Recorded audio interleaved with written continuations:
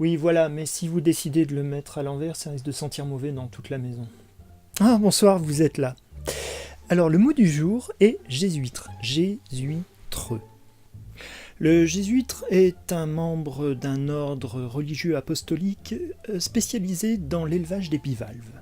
Fondée en 28 avant JC, cette congrégation, déjà en avance sur son temps, s'était tournée vers la pisciculture et précisément l'huître d'Arcachon, car elle considérait que les petits pains fadas, ça agavait un peu tout le monde.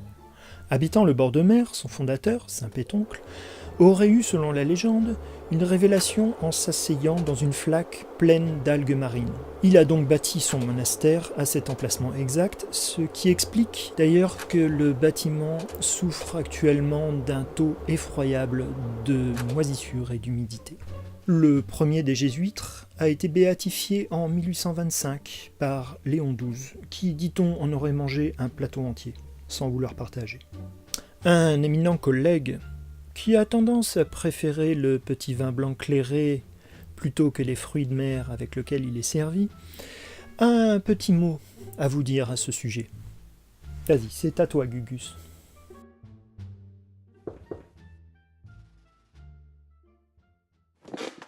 Vous ferez comprendre plus facilement la physique quantique à un jésuitre qu'une blague de Toto aux 3/4 des gens de ma connaissance.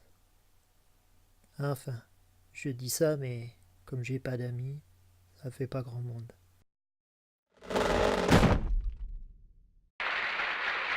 Ah, voilà. La question est quand même assez complexe. D'ailleurs, à ce propos, vous êtes nombreux à vous poser des questions sur les jésuites et leur histoire. En voici une, par exemple. Quel vin doit-on servir avec un plat de jésuitre ? Dans un premier temps, je devrais vous dénoncer pour anthropophagisme. Cependant, je pourrais vous conseiller un Gros-Hermitage ou un Saint-Chinian si vous décidez de les cuisiner en daube. Cependant, si vous décidez de les rôtir dans le jus, un Pomerol ou un Saint-Émilion serait de bonne aloi. Enfin, si vous vous risquez au carpaccio, ce que je ne recommande pas, allez quand même voir du côté d'un Bandol ou d'un Cassis. Voilà, bon appétit.